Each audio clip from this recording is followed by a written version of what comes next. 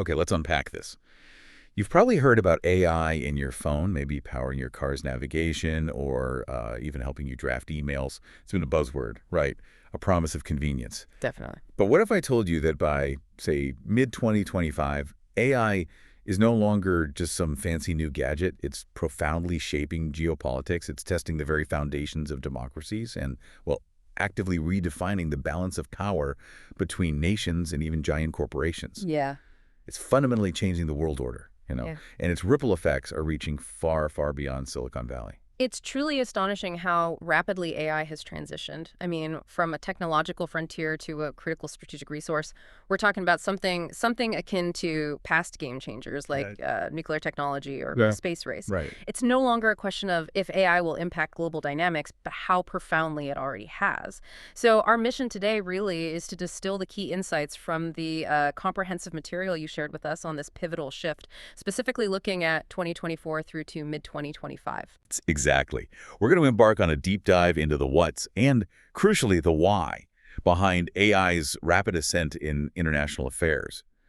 Our goal is to give you a shortcut, basically, to being exceptionally well-informed on a topic that, let's face it, truly impacts everyone. Mm-hmm. We'll be exploring everything from the great power rivalries, vying for AI supremacy, to how it's being used and sometimes, frankly, misused in elections. Yeah, that's a big one. And we'll also examine the vastly differing regulatory approaches around the world and even delve into its often shadowy role in military applications and surveillance. And what really stands out when we connect all these pieces of information is that your sources reveal a truly multipolar AI landscape. This isn't solely about Silicon Valley anymore, or, even just Beijing. Not at all. We're seeing intense activity and strategic moves from Brussels to Abu Dhabi, from Delhi to London. It shows how a diverse array of players are not only racing to develop AI, but also actively racing to define its future and, crucially, govern its inherent risks. It's a complex tapestry, really, woven with threads of ambition, innovation, and quite a bit of caution, too. It demands a nuanced understanding of these global power shifts. Let's begin there then, with perhaps the most defining feature of this new era, the geopolitical scramble for AI supremacy. It's truly at the heart of the great power rivalry right now, isn't it? Absolutely, it's central. Our sources make it abundantly clear that both the United States and China are treating AI as a strategic resource, really on par with something as critical as nuclear technology. Mm-hmm. It immediately brings to mind that, well, that blunt declaration from Russian President Vladimir Putin, who famously said that whoever leads an AI will, quote, become the ruler of the world. Yeah, that quote really landed. That's how high the stakes are perceived, defining national security, economic future, everything. And that perspective is certainly evident in the strategic decisions being made globally. By mid-2025, the U.S.-China competition in AI is incredibly intense. It's marked by both a rapid closing of the gap in some areas, but also these persistent choke points. Okay. China is rapidly accelerating its capabilities in cutting-edge AI models. Some projections even suggest they might match U.S. model capabilities as early as this year, 2025. Wow, really? This year. That's what some analysts are saying. Yet the United States still holds a decisive edge in the foundational elements, specifically the underlying computational power and, crucially, the advanced chip technology. This control over high-end semiconductors, it serves as a critical strategic bottleneck for China's ambitions. Right. So even with China's undeniable pace in AI development, those American restrictions on exporting the advanced AI semiconductors, they significantly slowed their progress on the absolute cutting edge. That's the assessment, yes. Your sources repeatedly highlight that China faces critical resource constraints. They need access to enormous computational power, vast quantities of high-quality data, and, critically, those high-end chips for training their most sophisticated, their frontier AI models. It's almost like, Yeah. like China has an amazing chef with incredible recipes, a huge kitchen staff, but the U.S. controls the supply of the best ingredients and the most advanced ovens, maybe. That's a pretty good analogy, actually. The paradox, though, as you pointed out, is that despite these limitations, China's prolific output in AI research and patents is truly staggering. Just mind-boggling numbers. Yeah, tell us about those numbers. Well, consider this. In 2024 alone, China filed over 35,000 AI patent applications. 45,000. Yes. And to put that into a global context, that's 13 times the volume filed by the United States in the same period. 13 times. However, as you rightly point out, this immense output in research and patents hasn't yet fully translated into an ability to, say, overtake U.S. capabilities in deploying the absolute cutting-edge AI. And this is precisely due to those resource limitations we discussed, high-end chips, the sheer computational power needed to train the very largest models. It creates this fascinating strategic bottleneck in what is otherwise a rapid and broad national ascent in AI. Okay. This inherent tension, then, it leads us to look closer at the widely divergent national strategies. Because every significant nation seems to have a distinctly different philosophy for approaching AI development and governance, don't they? Absolutely. Vastly different. The United States, for instance, has historically leaned, well, very heavily on its vibrant private tech sector to drive innovation. We saw that at a key global summit in February 2025, where U.S. representatives championed what they called a fast-forward approach. They were vocally cautioning that overly stringent regulation could stifle this powerful, private sector-led innovation engine. Right, laissez-faire, almost, at least in spirit. Conversely, China's strategy couldn't be more different. It's far more centralized, very state-driven. They've poured massive state investment into AI under comprehensive national plans, like their next-generation AI development plan. Okay. This approach emphasizes rapid, state-led AI expansion, prioritizing control and national strategic goals above, well, pretty much everything else. And then there's the EU. The European Union, yes. They aren't primarily focused on outcompeting other powers in raw AI capabilities. Instead, they've consciously positioned themselves as a regulatory superpower. Regulatory superpower. Right, prioritizing the establishment of global rules for safe, ethical, and human-centric AI. At that same February 2025 summit, Europe urged a more cautious, regulated path centered on strong safety regulations. It was a direct contrast, really, with both the U.S. and Chinese approaches. And then you have emerging players like India, bringing yet another philosophy to the table. Exactly. India advocated for a middle ground at the summit. They called for a collective global effort to ensure AI's benefits are widely shared and accessible, rather than, hoarded by a few powerful nations or corporations. This immediately raises a fundamental question, doesn't it? Mhm. Can these vastly different philosophies, the U.S. is innovation first, China's state-controlled, Europe's regulation first, India's shared benefit approach, can they actually coexist peacefully? That is the million-dollar question, or maybe trillion-dollar, given the stakes. Right. Or are we inevitably headed for a fragmented AI world, where different geopolitical blocs operate under entirely incompatible AI norms and maybe even technological stacks? That's the core tension, absolutely. And it's further complicated by the energetic rise of even more AI players beyond these established blocks. What's truly striking is a general trend in the past few years. Nearly half of the world's top 10 countries in AI capability, depending on the ranking, are now emerging economies. Nearly half. Wow. Yes. It demonstrates a truly multipolar surge. Nations outside the traditional tech superpowers are playing increasingly important roles. Take the United Arab Emirates, for example. The UAE is a compelling case study here, isn't it? Our sources show they've climbed remarkably 5th place in one global AI readiness ranking as of 2023. Impressive climb. And this ascent is directly attributable to heavy public investment in AI R&D and an incredibly aggressive talent attraction strategy. They're drawing top researchers and developers from all over the globe. They're serious about it. They even established the world's first dedicated Ministry of AI way back in 2017. That signals a real long-term commitment. Their ambition is clearly stated: diversify their oil-dependent economy through AI. And they've even announced bold plans, like drafting new national laws using AI tools. Yeah. It's really pushing the boundaries of what's considered possible in governance. It's a huge national undertaking. Huge. But despite this impressive ambition, there's a crucial point from your sources, one that truly connects to the bigger picture of global interdependence. Which is that no country aside from the US and China is close to AI self-sufficiency. Right. Not even close. Even the UAE, with all its strategic investment and political will, is still, quote, dependent on outside help at all levels to fully develop its indigenous AI capabilities. Very few nations truly possess the full stack of domestic resources, from advanced chip fabrication and sophisticated software development to massive, high-quality data sets and immense cloud compute infrastructure. So it creates this complex web of global interdependence. Exactly. And in fact, China has actively moved to establish a foothold in the UAE's burgeoning AI ecosystem through strategic partnerships, large Chinese tech companies setting up in Abu Dhabi. Meanwhile, Emirati leaders skillfully maintain open diplomatic and economic ties with both Washington and Beijing.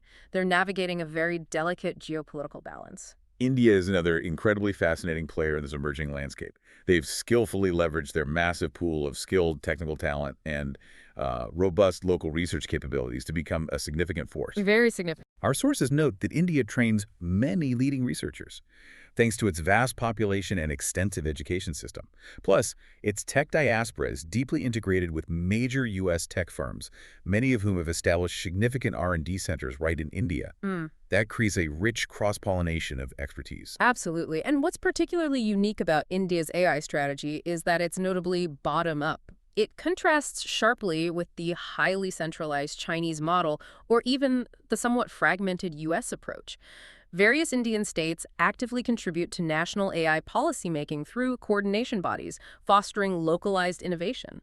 That's interesting, a bottom-up approach. It is. There's also a significant emphasis in India on respecting its vast cultural and linguistic diversity when developing AI systems. They're aiming for inclusivity by building AI that serves the needs of its diverse populations, for instance, in local languages, which is crucial. Makes sense. However, like the UAE, India faces substantial infrastructure gaps, particularly in high-end computing power and data center capacity.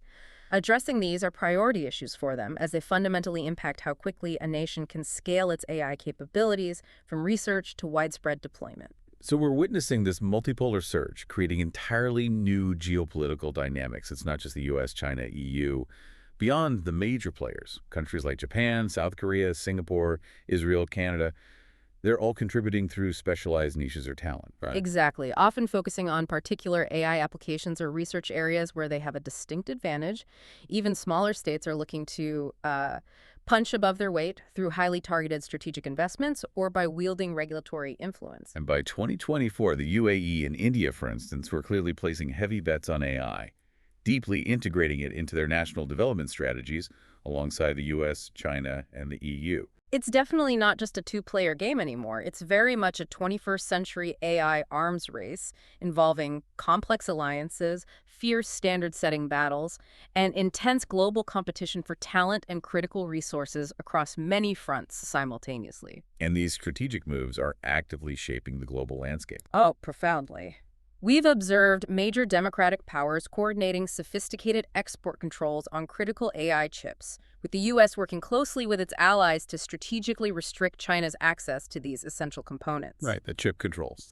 On the flip side, China has actively sought tech partnerships in the global south to try and offset these Western advantages, creating a more complex and interconnected web of technological diplomacy. If we connect this to the bigger picture, this intense geopolitical jockeying over AI capabilities and norms is poised to define the international order, much as earlier races for nuclear, space, or computing dominance did. So history repeating, in a sense. In a way, yes, but this competition, while it's certainly spurring rapid innovation, carries a significant risk, fragmenting the global tech ecosystem into rival blocks with potentially incompatible AI norms. That could ultimately lead to a world where AI development and deployment diverge significantly between different geopolitical spheres. So what's the core takeaway here for you, the listener? AI isn't just another tech race. It's become a global land grab for future influence. Controlling advanced chips is becoming almost as powerful as controlling a nuclear arsenal. And even nations that might seem smaller on the traditional geopolitical stage are finding surprising and ambitious ways to assert their AI capabilities. It's fundamentally reshaping who holds power and how that power is projected in the 21st century. Okay, so moving from that grand chessboard of geopolitics to the intricate workings of governance, AI is increasingly and maybe inextricably entwined with democratic processes. Entwined, yeah, that's a good word. And this entanglement sparks both profound hope for, say, improved governance, but also equally profound fear of entirely new forms of manipulation. The darker side of AI's influence became terrifyingly apparent in 2024, a year that was, frankly, inundated with concerns about AI-driven disinformation. Inundated is right. The proliferation of sophisticated deepfakes and generative content has made it frighteningly easier to distort reality and spread false narratives at an unprecedented scale and speed. And we've already seen concrete, really chilling examples. Our sources highlight an incident in early 2024 in the U.S. An AI-generated clone of President Joe Biden's voice was used in a robocall to New Hampshire voters. I remember that. It falsely urged them to delay voting in the primary. And the voice sounded incredibly convincing, didn't it? Almost indistinguishable from the real thing. Unsettlingly so. Which just highlighted how cheaply and easily AI can be leveraged to amplify political lies and sow confusion. Regulators had to scramble in response. The U.S. Federal Communications Commission, the FCC, swiftly moved to ban AI-generated impersonation in political robocalls after that episode. A necessary move, clearly. Similarly, European authorities and major tech platforms have been locked in intense debates over establishing rules that would require clear labels on all AI-altered media, to inform and warn the public. And this threat is far from hypothetical. It's a rapidly evolving reality. Recent elections around the world have already seen AI forgeries play a destabilizing role. In Slovakia's 2023 elections, for example, a highly realistic deepfake audio recording circulated on Facebook. It impersonated a candidate, spreading false promises about rigged ballots. Just blatant manipulation. Blatant. Similarly, during Nigeria's February 2023 vote, an AI-doctored audio clip falsely implicated a presidential contender in a plot to rig ballots. With over 50 countries representing half the world's population holding elections in 2024, analysts gravely warned that cheap, accessible, AI-driven misinformation could seriously undermine electoral integrity globally.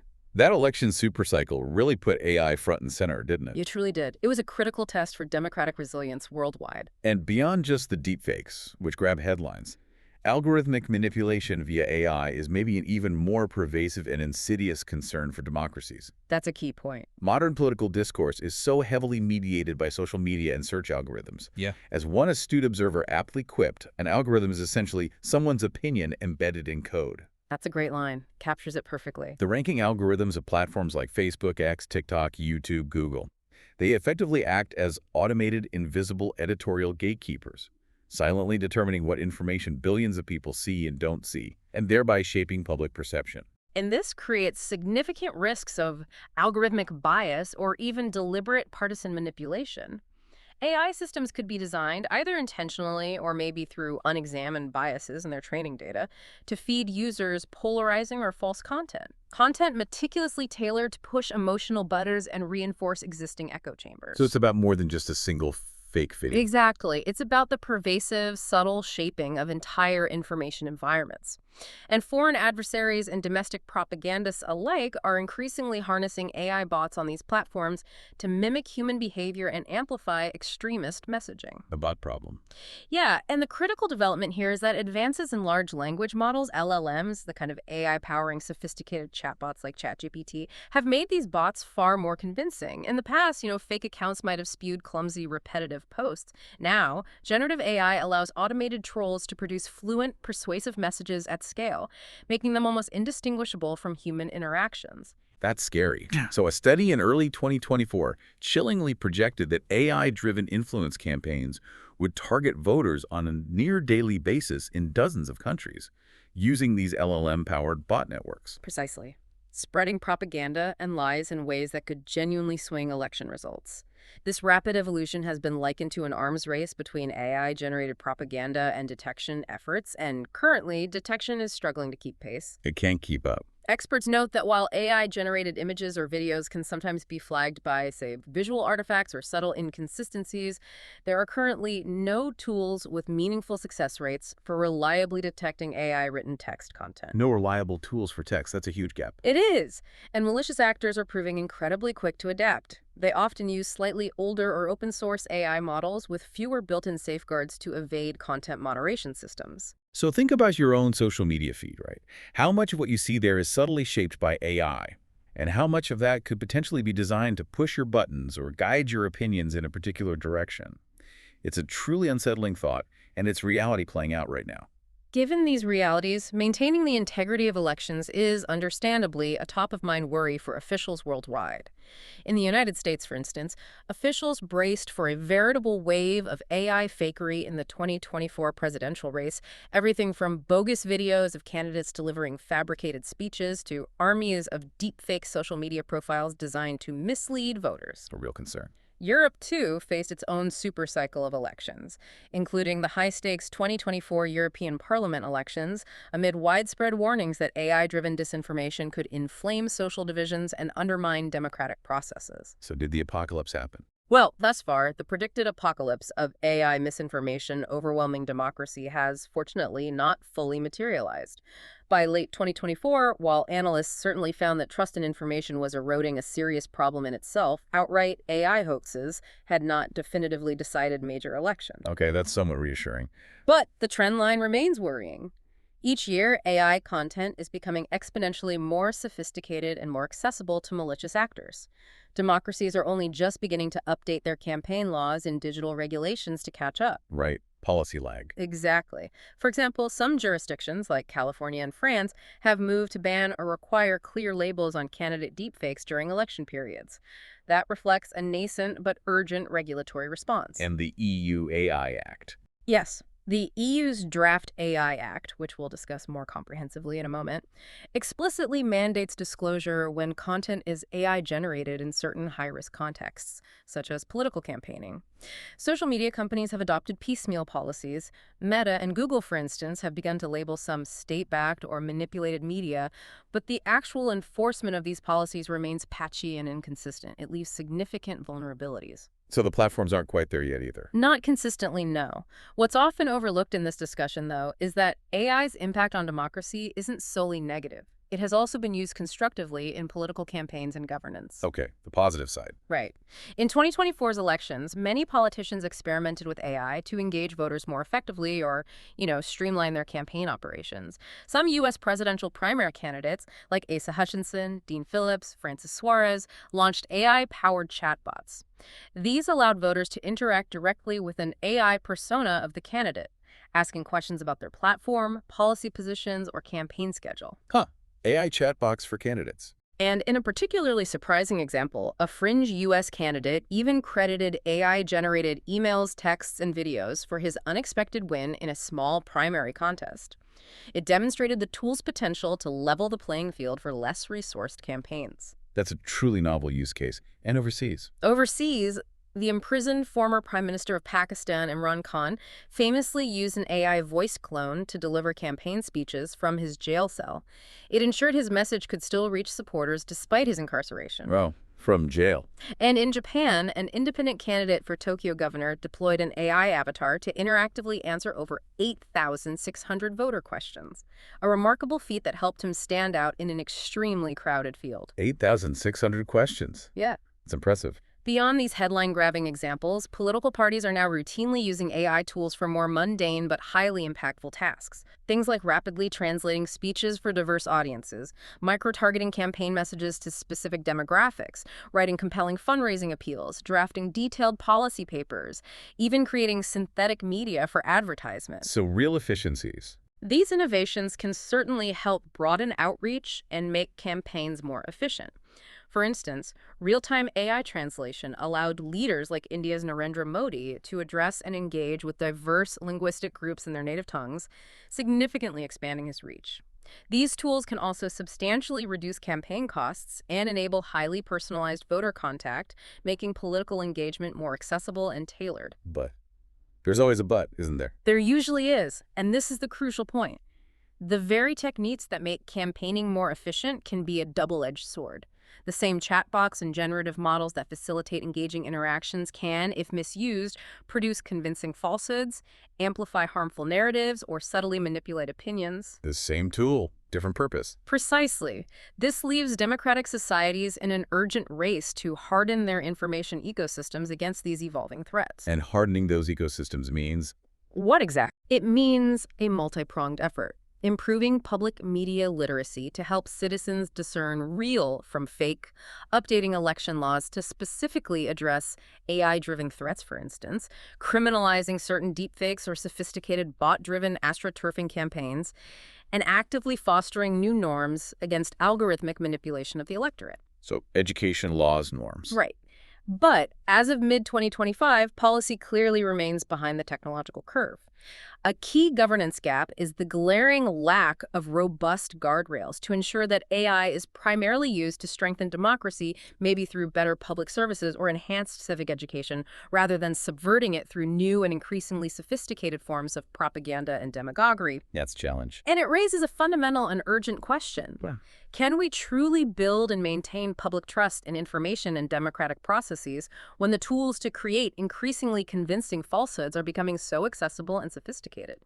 It's a profound test for democratic resilience worldwide, pushing our understanding of truth and trust to their very limits. Okay, so facing this rapid proliferation and these profound implications of AI, governments around the world have dramatically accelerated legislative and policy efforts in 2024 and 2025. Their goals are broadly similar, right?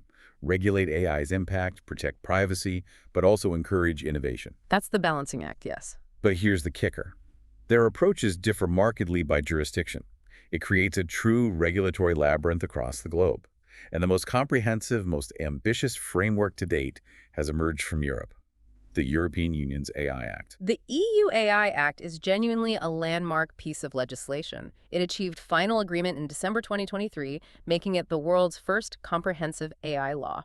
And it's expected to progressively come into force by 2025-2026. So it's happening now, basically. It's rolling out. What's truly foundational about this act is its risk-based approach. It operates on a clear principle. The higher the risk, the stricter the rules. This framework is designed to ensure AI systems are safe, transparent, and uphold fundamental rights. Risk-based. How does that work? Well, the act meticulously categorizes AI uses by risk level unacceptable, high, limited, or minimal. And crucially, it outright bans certain harmful AI practices. This includes things like subliminal manipulative techniques or social scoring systems, the kind directly akin to those seen in China. So some things are just banned flat out. Correct. And it also tightly restricts other uses. And they pushed those restrictions even further in the final negotiations, didn't they? They did. The act expanded the list of prohibited AI uses, though with some controversial caveats. For example, real-time remote biometric identification, think facial recognition in public spaces, is largely banned for law enforcement, except in very specific, tightly controlled cases. Okay, what kind of cases? Cases that require prior judicial authorization and strict safeguards. Typically for serious crime investigations or locating missing persons, it's a significant move to try and protect civil liberties. And for high-risk AI systems, like in hiring or critical infrastructure. For those high-risk systems, the requirements are incredibly stringent. Developers must implement rigorous risk assessments, establish robust data governance measures, ensure transparency, and provide for meaningful human oversight. It's a heavy compliance burden for those applications. Got it. And what about the big models, the ChatGPT-style ones? Good question. The Act imposes significant obligations on what they term general-purpose AI and foundation model providers.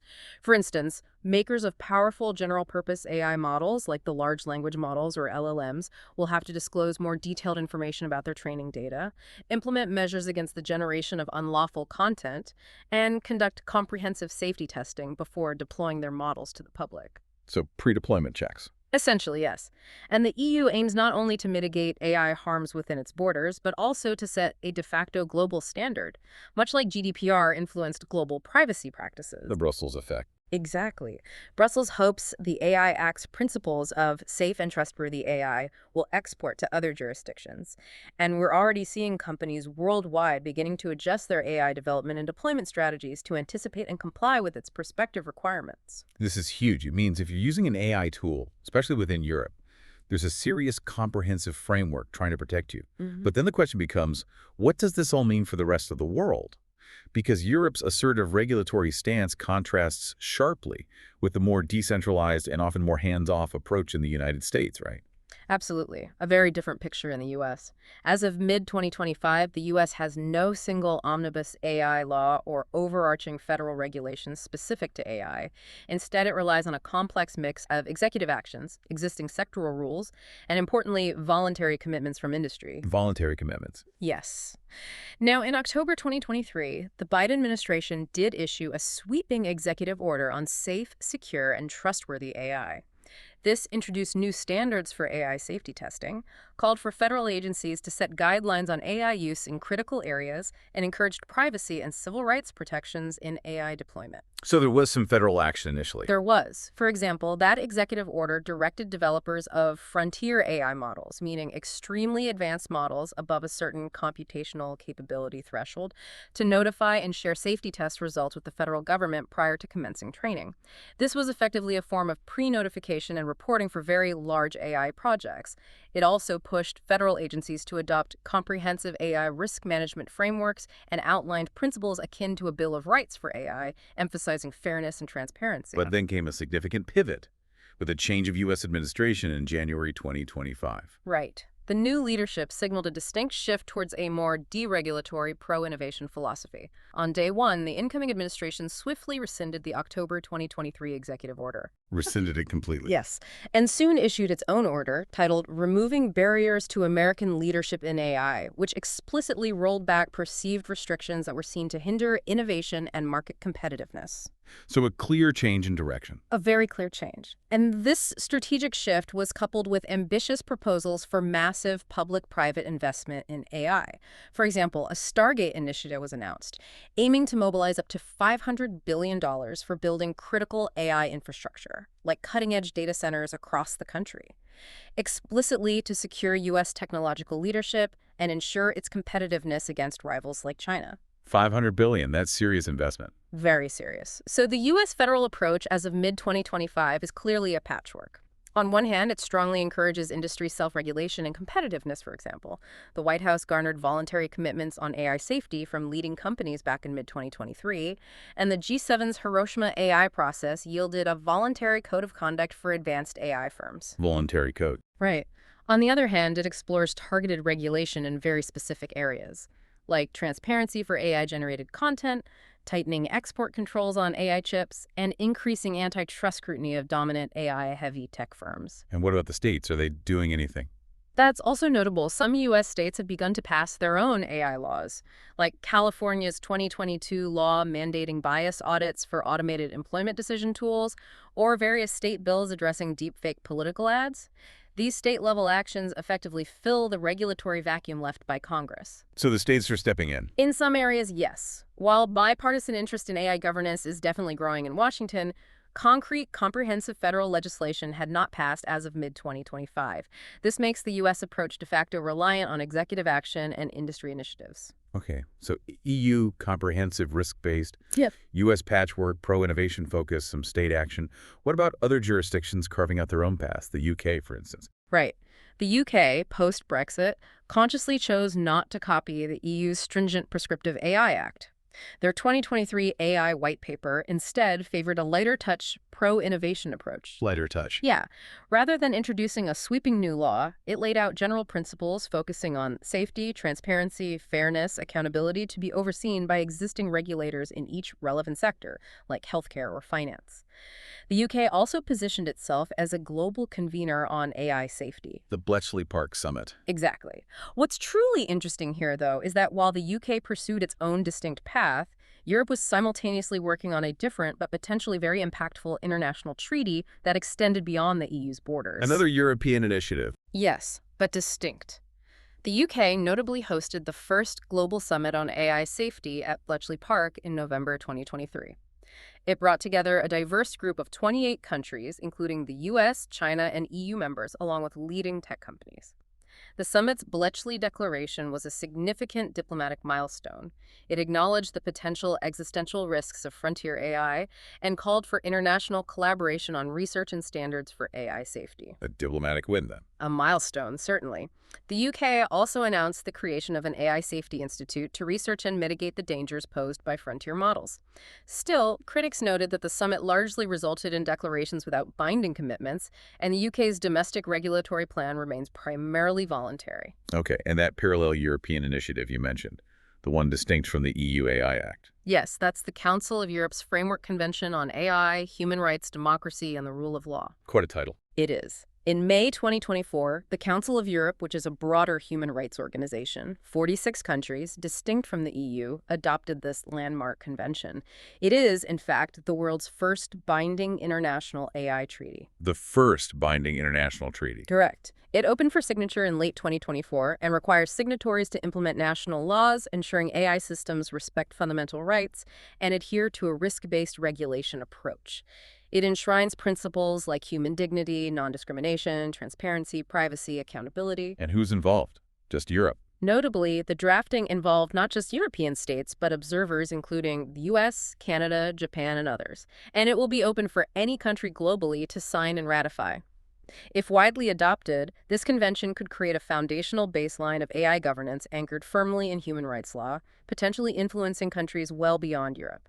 Okay, that's definitely one to watch. Meanwhile, China has been active in AI regulation from a very different philosophical angle, hasn't it? Focused on control. Absolutely. Singularly focused on maintaining control over AI's social and political impacts. Their approach combines heavy state oversight with an explicit ambition to lead in AI innovation globally.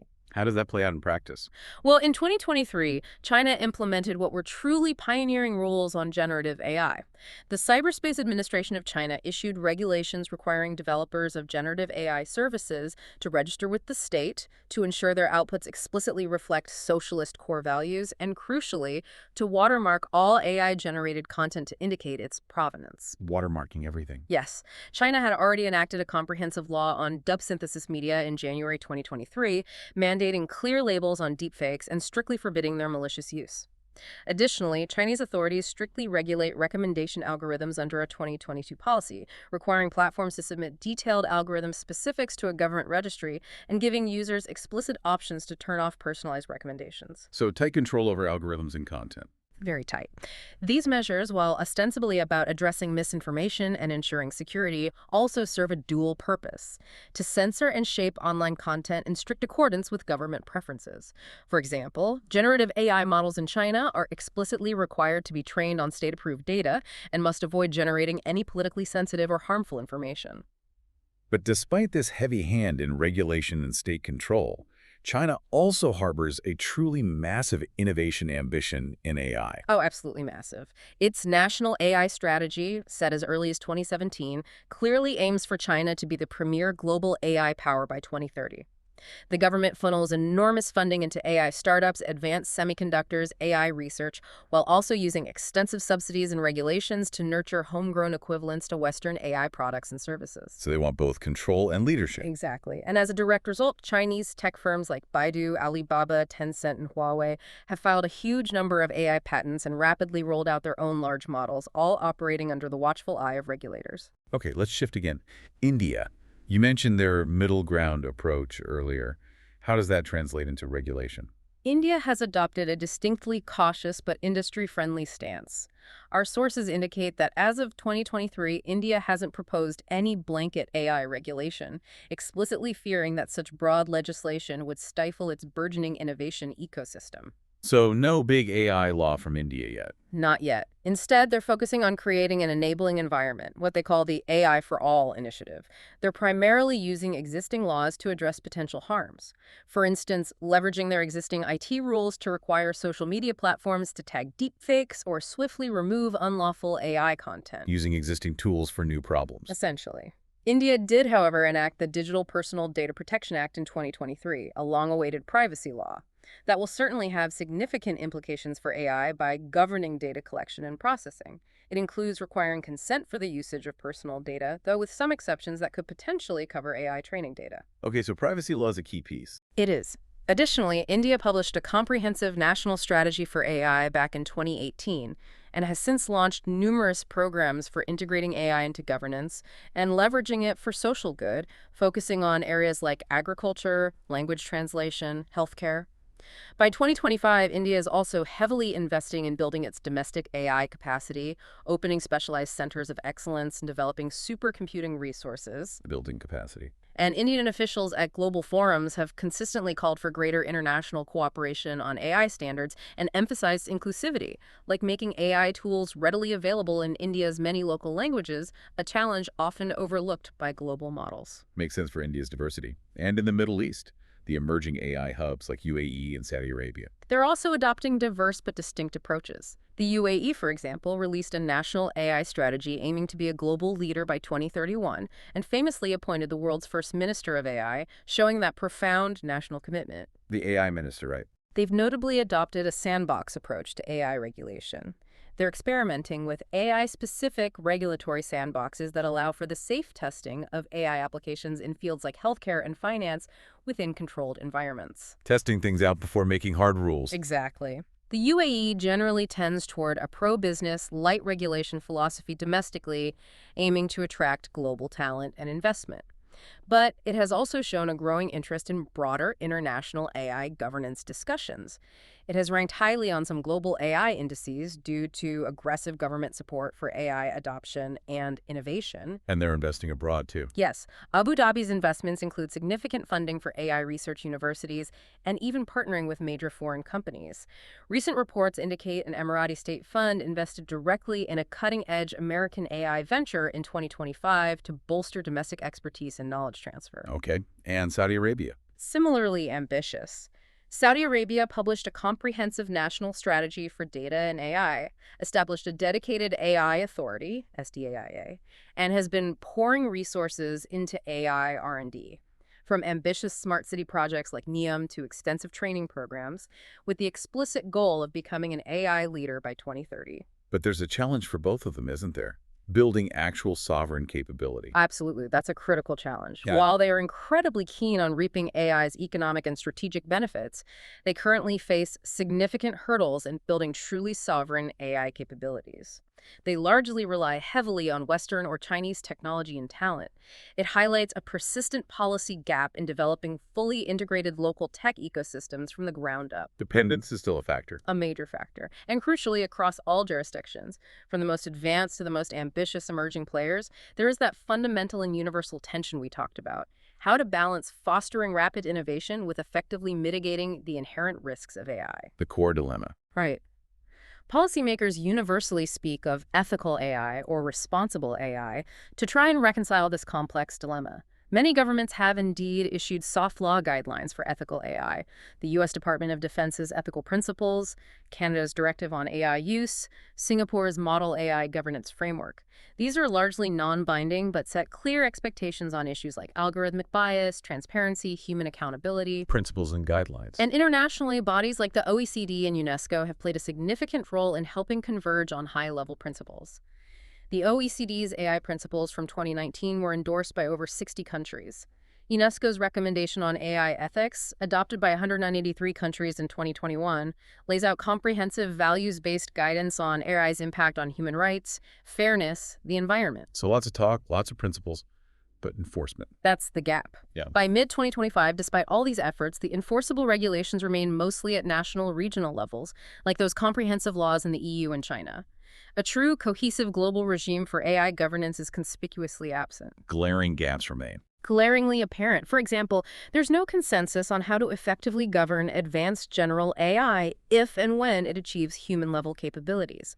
There's no clear framework for managing the cross-border implications of AI, like autonomous weapons or AI-driven financial trading systems that can cascade across borders. And furthermore, there's a critical lack of mechanisms to give developing countries a meaningful voice in setting global AI standards. So the global south is often left out. Often, yes.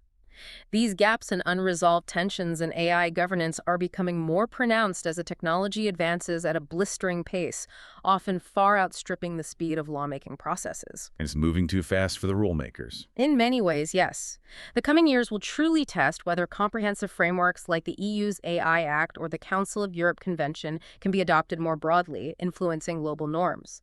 It will also test whether major powers can find common ground on critical issues such as data privacy, robust safety testing protocols, algorithmic transparency, and ensuring equitable access to AI's immense benefits. So what's the core insight here for you, the listener?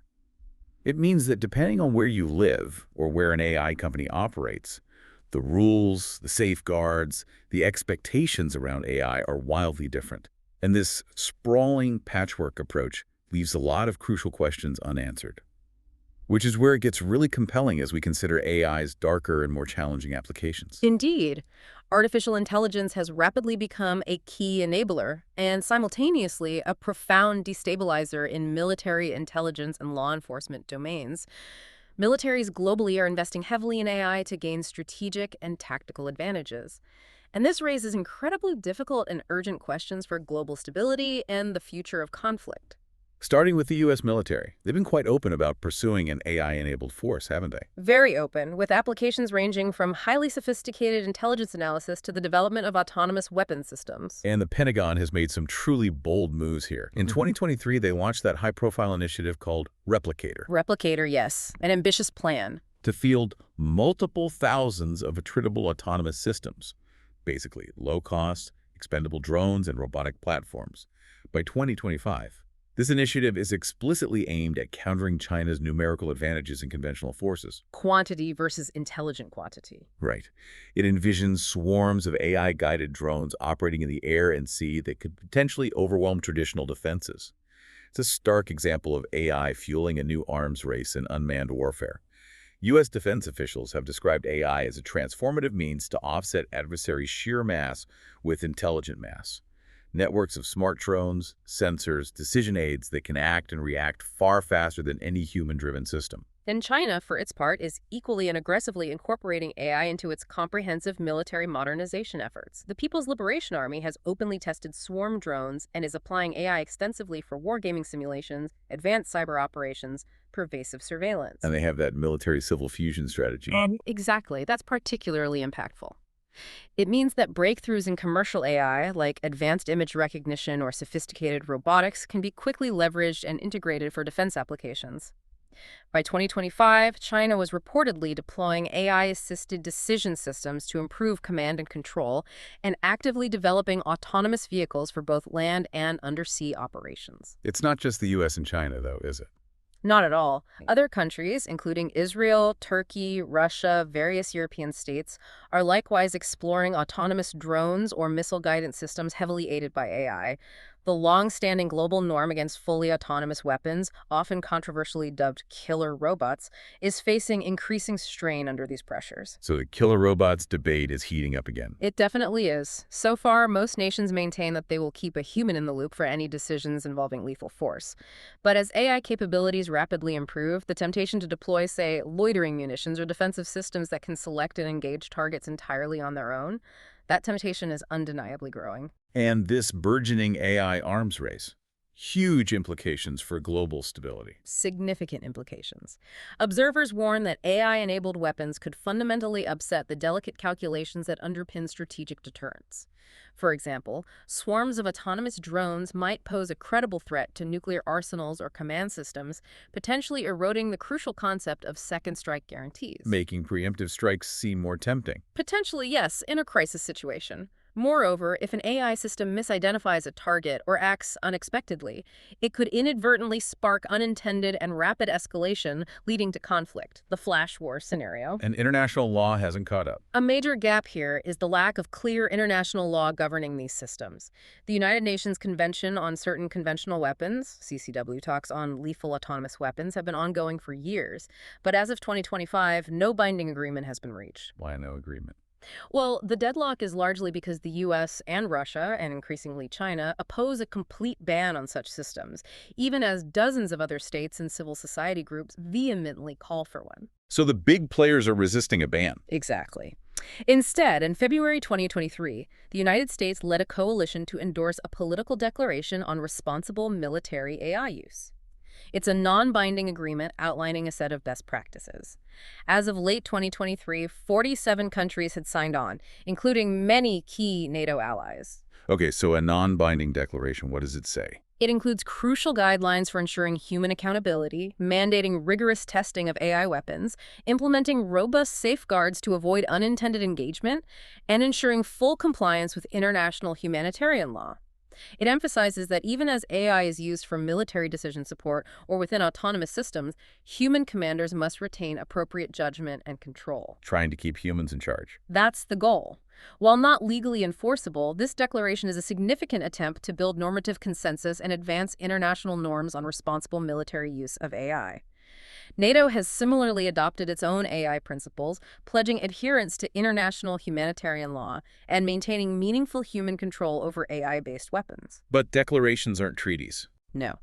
And the stark reality is that an AI arms race is truly underway. And it's not confined to just major nation-states. It also heavily involves private sector defense contractors who are innovating rapidly, and even insurgent groups who are adapting cheap, commercially available AI tools. Insurgent groups using AI. Yes. Groups like ISIS and Hezbollah, for instance, have been documented using simple drone automation for targeted attacks. The inherent risk is that without binding global rules, we could witness a dangerous proliferation of autonomous weaponry in conflicts, with highly uncertain consequences for oversight, accountability, and the very nature of warfare. Is there any upside? Any argument for military AI? Well, a counter-argument frequently made by military strategists is that AI can actually reduce collateral damage through more precise targeting, and autonomous systems can save lives by removing soldiers from immediate harm's way, much like bomb disposal robots. Okay. Saving soldiers' lives, more precision. That's the argument. In the near term, the likely outcome is not a ban, but a complex patchwork of soft norms and best practices, with continued discussions at various international forums on defining what meaningful human control truly entails in practice. Early transparency measures countries declaring certain AI weapon tests. Sharing guidelines could potentially build confidence, analogous to Cold War arms control efforts. But these are only just beginning. All right. Beyond the battlefield, AI and surveillance and policing is another intensely contentious area, profoundly affecting global norms, raising huge concerns about civil liberties. Absolutely. Advances in AI-driven data analysis, sophisticated facial recognition, complex pattern recognition, they have literally supercharged state surveillance capabilities to an unprecedented degree. And nowhere is this more starkly apparent than in China's pervasive surveillance state. The scale there is just immense, isn't it? It's staggering. China has installed hundreds of millions of CCTV cameras domestically, many equipped with advanced AI-based facial and gait recognition software.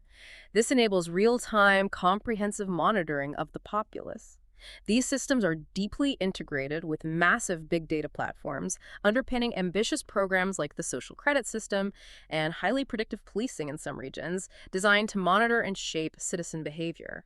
And China exports this technology. Aggressively. What's particularly concerning from a global perspective is that the Chinese government also exports these surveillance technologies.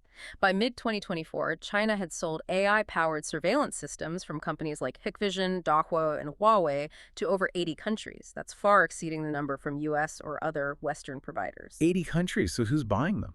They're being adopted by both democracies and authoritarian regimes, often lured by promises of smarter city management or more efficient crime prevention. But human rights observers have extensively documented that such tools are frequently used to track political dissidents, suppress protests, or enforce social control. So it's enabling authoritarianism abroad. This widespread export of digital authoritarianism threatens to fundamentally erode privacy and civil liberties globally, as countries without robust legal safeguards adopt Beijing's model of pervasive, tech-enabled monitoring. But it's not just authoritarians using these tools, right? Democracies are adopting them too. That's crucial. Even in democracies, law enforcement agencies are rapidly adopting AI surveillance tools, sparking intense debates over fundamental freedoms. Police forces in the US, UK, various EU countries now regularly use facial recognition to identify suspects, often leveraging controversial systems like Clearview AI, which scraped billions of online photos for its database. Clearview AI that caused a huge uproar. It did. Predictive policing algorithms are deployed to forecast crime hotspots or even identify individuals deemed at risk of criminal behavior. This raises significant bias and due process concerns when they disproportionately target minority neighborhoods or entrench existing inequalities. Automatic license plate readers, social media monitoring algorithms, even experimental AI lie detectors are other examples. So the potential for bias is huge. Enormous. While these technologies can undeniably help solve crimes faster and improve public safety without stringent oversight, they can also reinforce systemic biases or enable unprecedented warrantless mass surveillance. Has there been pushback? Yes, significant pushback. Privacy regulators in Europe have started to actively challenge these deployments. Several EU states and cities have, for instance, banned live facial recognition use in public spaces. The draft EU AI Act, as we discussed, would prohibit AI systems used for social scoring or mass surveillance that violate fundamental rights. So a tug of war. Security versus liberty. A real tug-of-war between security agencies who argue AI is a vital tool to fight terrorism or urban crime, and civil society groups who argue that unregulated AI surveillance leads directly to a 1984-style erosion of privacy and the chilling of free expression. As of 2025, this remains largely unresolved. How so? Well, the EU AI Act's final compromise allows some remote biometric surveillance if it's strictly necessary for serious crimes, a loophole that civil rights groups continue to criticize. In the U.S., there is no federal law against facial recognition. Some cities have banned their police departments from using it, but elsewhere, it continues to proliferate unchecked. This patchwork approach highlights a persistent policy gap. International human rights law hasn't yet been concretely applied to AI surveillance, and global norms on privacy in the AI age are still very much in flux. A normative divide. Digital authoritarianism versus digital rights. That's exactly it, with China actively promoting its model and the EU trying to champion a human-centric alternative. Okay, final area in this section, cybersecurity. AI's dual-use role here. Another critical frontier with profound dual-use implications. On one hand, AI tools can greatly boost cyber defense capabilities. For example, AI systems monitoring network traffic can detect anomalies or active attacks much faster and more accurately than humans. And AI can help automate rapid responses to breaches by intelligently isolating infected systems. So, better defense. Potentially, yes. However, AI also powerfully empowers attackers. Algorithms can autonomously scan vast networks and software code to find vulnerabilities at an unprecedented scale. They can generate incredibly convincing phishing emails in multiple languages and personalized styles, or even manipulate human targets via sophisticated AI chatbots. AI writing phishing emails. Yes, there have already been documented instances of hackers using generative AI to write novel malware or create polymorphic code that effectively evades traditional detection systems. And as deepfakes improve, one can chillingly imagine attackers using fake audio or video of trusted officials to deceive employees into divulging secure information that's phishing, voice phishing, amplified by AI. That could be devastating. What does this mean for global cyber norms? It raises the stakes significantly. If state or state-backed hackers deploy AI-driven cyber attacks on critical infrastructure, imagine an AI autonomously probing power grid controls and causing a widespread outage. It could be highly destabilizing and potentially escalatory. And the agreements aren't keeping up. So far, existing international agreements like the UN norms for responsible state behavior in cyberspace lag behind the technological curve. They call for not attacking critical infrastructure in peacetime, but enforcement is weak, and AI's specific capabilities aren't fully addressed.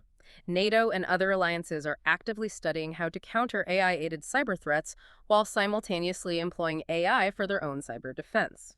The balance of power in cyberspace could fundamentally tilt toward those nations with the most advanced offensive AI capabilities, potentially widening dangerous asymmetries between wealthy and poorer nations and their ability to protect themselves. Okay, pulling this together, the implications for global stability and norms seem huge. They are. From a broader perspective, AI's strategic use exacerbates some classic security dilemmas and creates entirely new ones. For instance, if one nation believes its rivals might allow AI to control nuclear launch systems or fully autonomous drones, it may feel intense pressure to do the same or risk falling behind, even if doing so introduces profound dangers. That race to the bottom is what arms control advocates fundamentally fear. Is there normative pushback happening? Yes, significant pushback. A global coalition of NGOs, via the Campaign to Stop Killer Robots, is actively urging for an international treaty banning autonomous weapons, and many global South countries support this. The counterargument from major powers, as we noted, is that not all military AI is inherently bad. As a result, the likely near-term outcome is that complex patchwork of soft norms and best practices. The 2023 U.S.-led declaration was one step towards this, and discussions at the UN and other forums continue on defining meaningful human control. Transparency measures could potentially build confidence, but these efforts are still nascent. And AI's impact on intelligence and espionage? Profound.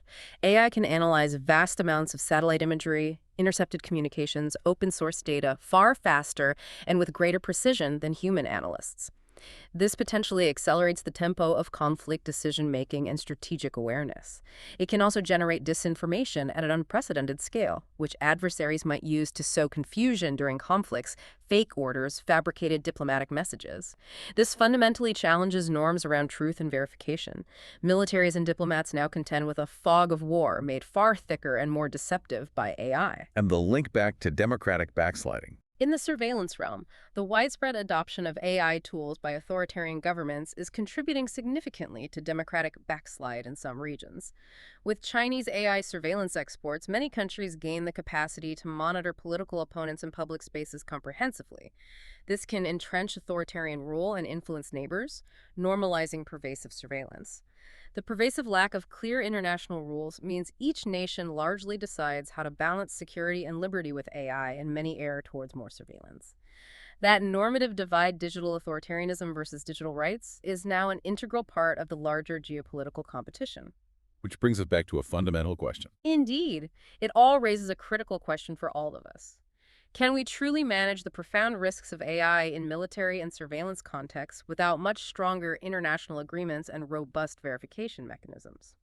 The very future of global security and human rights depends on finding viable answers. Okay, shifting gears slightly, but staying with these big power dynamics. A truly striking feature of the AI landscape in 2024 or 2025 is the immense power concentrated in the hands of, well, a mere handful of tech corporations. Their influence often surpasses that of many nation-states. It's a defining characteristic, absolutely. The global AI industry is overwhelmingly led by just a few giant firms, primarily US-based ones like Google, Amazon, Microsoft, Meta, OpenAI, and the crucial chipmaker NVIDIA, alongside a couple of Chinese behemoths like Baidu, Tencent, Alibaba. The usual suspects, basically. Right. And their dominance in compute, vast data troves, and advanced models create significant power asymmetries vis-a-vis governments. Huh. Okay, let's unpack this. Imagine a single company having more economic power and more control over foundational technology than most countries. That's the astonishing reality of AI today. And it's creating some truly fascinating and challenging power dynamics that touch everything from what AI can do to who gets to decide how it's ultimately used. It's a stark, undeniable reality that reshapes global influence. As of 2024, each of the 6 largest tech companies, Apple, Amazon, Alphabet, Google's parent, Meta, Microsoft, NVIDIA, individually commanded a market valuation larger than the GDP of any single African country. Larger than any African country's GDP. Each one. Combined, their market caps exceeded the GDP of almost every country on Earth, with the notable exceptions of the US and China. This translates not just to economic clout, but also to disproportionate control over the very resources essential for AI development. Like compute and data. Exactly. These firms own truly vast data troves, attract and retain the world's cutting-edge research talent, and command immense server farms of specialized GPUs and TPUs. Think of these as the super powerful, highly specialized computer brains needed to train advanced AI models. Training a top-tier large language model can cost tens, even hundreds of millions of dollars in cloud compute alone.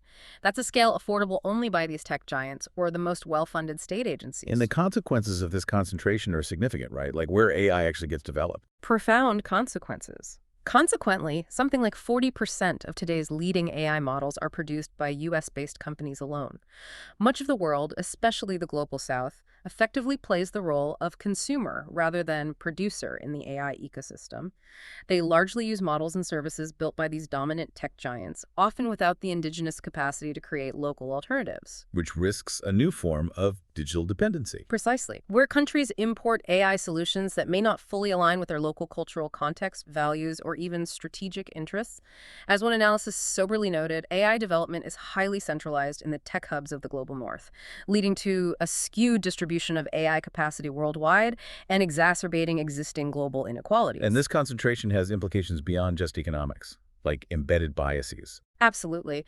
Those who build the models, typically in Silicon Valley or Beijing, are also the ones who set their inherent parameters. They decide what languages the model works in, what content it was trained on, and crucially, which ethical safeguards, or potentially which biases, are embedded within them. These choices intrinsically reflect the developer's social, cultural, and political context, which can result in AI systems that inadequately serve or even actively harm communities not sufficiently represented in the training data or development teams. And this asymmetry is profoundly evident in big tech's influence over policy and regulation too, isn't it? Oh, absolutely. Governments often find themselves lacking the technical expertise to fully understand or effectively audit the most advanced AI systems. So they frequently find themselves reliant on the company's cooperation and internal reporting. Tech CEOs are regularly invited to testify before parliaments and Congress on complex AI issues, effectively positioning themselves as indispensable stakeholders in governance, often shaping the very questions regulators ask. So the companies are framing the debate. To a large extent, yes.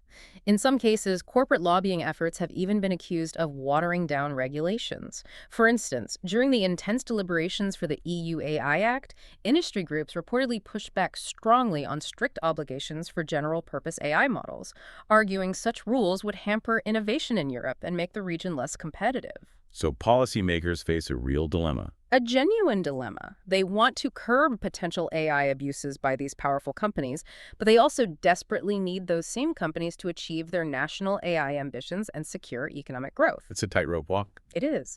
A striking illustration of this power dynamic came in mid-2023 when OpenAI's CEO Sam Altman suggested that overly stringent EU rules might force his company to withdraw ChatGPT from Europe entirely. That remark, though quickly walked back, sent ripples of alarm through European capitals and powerfully demonstrated the leverage top AI firms can wield over sovereign regulatory decisions. That was a big moment. It was. Similarly, many governments have formed extensive public-private partnerships with these corporations for public sector AI projects using Microsoft or Google Cloud for sensitive government data, deploying Palantir's AI platforms for COVID response or policing. Such partnerships can significantly blur the line between public accountability and private control. Okay, let's dig into the pillars of this power. Compute disparity seems fundamental. Its core. Cutting-edge AI development requires not just brilliant researchers, but also enormous computational power and highly specialized hardware. Only a very few firms and a few state agencies have this capability at scale. For example, when OpenAI developed its groundbreaking GPT-4 model, it did so using Microsoft's Azure supercomputing infrastructure, purpose-built for AI, something far beyond the reach of any small company or most countries' national research labs. Which has led to calls for compute governance. Exactly. Proposals that governments should regulate or monitor the largest AI training runs, perhaps even treating extreme compute as a controlled dual-use capability to prevent, say, rogue actors from creating potentially dangerous AI. The U.S. Executive Order of 2023 took a step in this direction by requiring model developers above a certain compute threshold to share information with the government. Yet enforcing this globally is incredibly difficult when most of this critical compute infrastructure is privately owned. And meanwhile, China is racing to build its own. Precisely, to avoid being perpetually bottlenecked by U.S. export controls. Okay, compute is one pillar. Data is another critical axis of asymmetry, right? Absolutely critical. The tech giants have accumulated unparalleled data sets, vast quantities of social media data, search queries, user behavior logs, geographical maps. This is the essential fuel for their AI models. For instance, Google and Meta's access to billions of users' data provides an almost insurmountable advantage in training AI for diverse languages or complex human behaviors, a scale no government repository can match. Even government data isn't enough. Some governments certainly possess unique, valuable data, like census or tax data, but often lack the sophisticated AI tools to exploit it fully, frequently leading them to partner with these very same companies. This raises significant sovereignty concerns. Who truly owns and benefits from public data when it's fed into a private AI model? Have countries pushed back on this data scraping? Some have begun to. There are intense discussions in Europe about whether generative AI companies have infringed copyright or privacy laws by scraping vast amounts of public internet data for training. Italy's brief but significant ban of ChatGPT in 2023 over privacy violations signaled this growing tension. As of 2025, policy is still urgently trying to catch up to define how data governance explicitly meshes with the realities of AI development. The EU's Data Act and Digital Services Act impose some new rules on data sharing and algorithm transparency, but their enforcement will be a critical test of regulator clout against well-resourced corporate secrecy. And the third pillar, R&D spending and talent. Another huge imbalance. Big tech's annual R&D expenditure often rivals that of entire national governments. For example, Amazon's annual R&D spending is roughly on par with France's entire national R&D budget. Yeah. Amazon equals grants. Roughly, yes. This means companies frequently outpace governments in cutting-edge research, from developing the largest models to pioneering new AI ethics tools. Governments are often left reacting after the fact. Big tech's deep pockets have also enabled them to acquire promising AI startups at a furious pace. Google buying DeepMind, Facebook acquiring dozens of AI firms, further concentrating talent and intellectual property into a few hands. So the talent gets sucked up by big tech. To a large extent. Many of the world's top AI researchers either work directly at these companies or have their groundbreaking work funded by them. This can subtly but powerfully bias the research agenda towards commercial interests over broader public interest topics. There's also a significant brain drain effect. As AI expertise is incredibly lucrative, governments, especially in developing countries, struggle immensely to retain their top AI talent, who are often lured away by huge offers from big firms abroad. Which just exacerbates the global AI divide. Exactly. It makes it harder for smaller nations to build their own sovereign capabilities. Okay, so that's a pretty stark picture of corporate dominance. Are there any countercurrents, anything pushing back? Yes, thankfully. One genuinely positive countercurrent is the rise of open-source AI communities and multinational collaborations aimed at countering this overconcentration of power. Recognizing the risks inherent in having just a few entities control such critical technology, some researchers and institutions have begun releasing powerful open models and datasets. Like the UAE's Falcon model. Exactly. The open-source Falcon large language model, developed in 2023 by the UAE's Technology Innovation Institute, was made freely available globally, and Meta has open-sourced its Llama models to researchers. Such moves can empower smaller actors, foster innovation more broadly, and significantly increase scrutiny. Many academic and independent researchers have uncovered biases and flaws in AI models precisely by examining these open releases. So openness helps level the field. It can. While open models do spark concern due to potential misuse when robust safeguards are absent, from a power distribution perspective, openness is seen as a vital way to reduce barriers to entry for smaller players and avoid vendor lock-in to a few dominant corporate AI providers. And are countries building their own alternatives too? Some are actively investing in local AI initiatives for greater self-sufficiency. France and Germany, for example, have launched a collaborative project to develop a European large language model, directly aiming to reduce reliance on American models. India, as we mentioned, has notably developed at least 6 indigenous LLMs, specifically geared toward its many local languages, a crucial step in asserting digital sovereignty and catering to linguistic communities often overlooked by Silicon Valley-centric models. Such efforts represent a deliberate attempt to rebalance power by diversifying who creates and controls AI.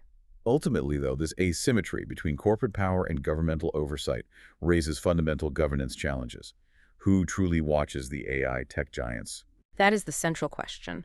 Traditional government oversight mechanisms, antitrust enforcement, privacy audits, algorithmic transparency mandates often find themselves many steps behind the incredibly rapid pace of AI innovation.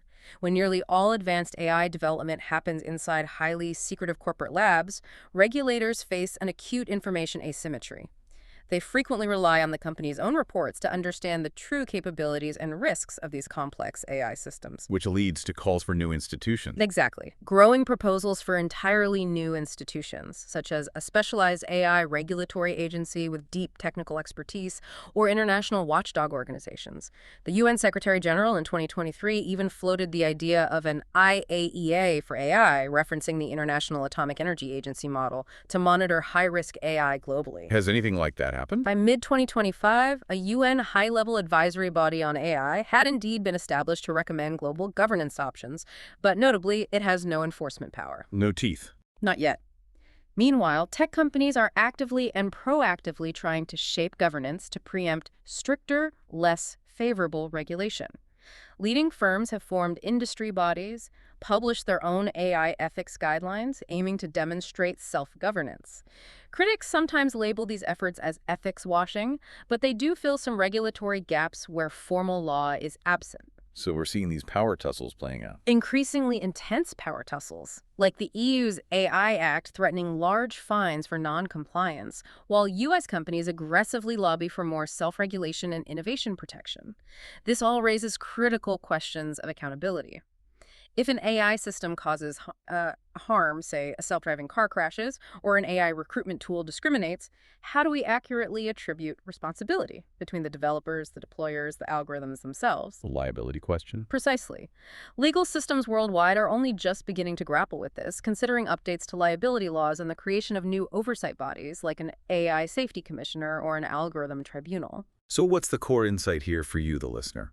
We're truly at a crossroads where the biggest tech companies wield immense, almost unprecedented power, and the mechanisms for overseeing them are still very much forming and evolving. It's a complex and ongoing dance between the imperative for innovation, the necessity of regulation, and the fundamental question of who ultimately gets to write the rules that govern our AI future. The consequence of this current asymmetry is that market dominance allows these tech giants to set de facto standards globally. Like OpenAI's content moderation. Exactly. OpenAI's choices on content moderation and ChatGPT shape the user experiences of millions worldwide. Microsoft and Google's AI APIs effectively become critical infrastructure for countless other services. Governments, especially smaller ones, risk becoming rule takers in an AI ecosystem increasingly defined by private corporate policies rather than by democratic deliberation. So big tech sets the rules by default. That's the risk. This asymmetry between big tech and the public sector is itself rapidly becoming a central political issue. In democracies, there are growing calls to treat big AI models as critical infrastructure that might need licenses or audits, and to ensure governments have equitable access to the same cutting-edge systems for national security or public interest uses that these companies do. And internationally, what are the implications of this gap widening? If these profound asymmetries persist, we could see a widening AI capability gap, where a few wealthy jurisdictions and their champion firms leap light years ahead, while others must perpetually depend on external AI services. It echoes past inequities in access to crucial technology. Addressing this will require truly creative and robust governance strategies, potentially new forms of public-private partnership, aggressive antitrust actions to foster genuine competition, and innovative transnational agreements aimed at ensuring inclusive AI development that spreads benefits and control more evenly across the globe. So what's the ultimate takeaway from this intricate landscape? We're standing at a critical juncture where the biggest tech companies wield immense power, and the mechanisms for overseeing them are still taking shape. It's a complex, dynamic dance between fostering innovation, implementing effective regulation, and fundamentally deciding who truly gets to write the rules that will shape our collective AI future. #tag outro. So if we connect this all back to the bigger picture, our deep dive today clearly shows that by mid-2025, AI isn't just a technological force. It's a profound geopolitical, democratic, and governance challenge that demands urgent attention. A lot to grapple with. Absolutely. We've explored the fierce competition for AI supremacy between major powers. We've witnessed how AI's dual nature is testing the resilience of democratic institutions, observed that fragmented mosaic of national regulatory efforts, and highlighted the critical power imbalance between big tech companies and governments. AI has definitively moved from the research labs into the highest halls of power. It's actively shaping how countries project influence, how societies function, and how norms and laws are being written. What's truly compelling about this moment, it feels like, is how pivotal the coming years will be. Will AI become a tool that genuinely benefits all of humanity, guided by wise regulations and maybe unprecedented international cooperation? That's the optimistic view. Or will it exacerbate existing global divisions, empower unaccountable actors, and perhaps even undermine the liberal international order that many societies rely on? The governance mechanisms are still playing catch-up, aren't they? Catching up to the speed of technological advancement. They really are. We still need to figure out how to effectively govern advanced general AI beyond its current narrow applications. How to ensure global equity in AI benefits and prevent the global south from being simply a source of data without shared benefit. How to address the immense environmental impact of AI's energy consumption. That's another huge one. Right, the energy use. And there are also these deep inherent tensions between different societal values, innovation versus privacy, national security versus individual rights that different societies prioritize very differently. These tensions are at the heart of the regulatory differences we discussed. And it all raises an important and maybe deeply personal question for you, our listener. In a world where AI is advancing faster than our collective ability to govern it, what role do you think individuals, civil society organizations, and even smaller nations should play in shaping its future? Beyond the actions of the tech giants and the traditional superpowers, what's your part in this unfolding story? That's a great question to leave people with. Thank you for joining us on this deep dive. We hope you're now feeling well-informed, perhaps a little challenged, and certainly ready to engage more deeply with the fascinating, complex, and, let's be honest, sometimes daunting world of AI and global politics. Stay curious and keep exploring.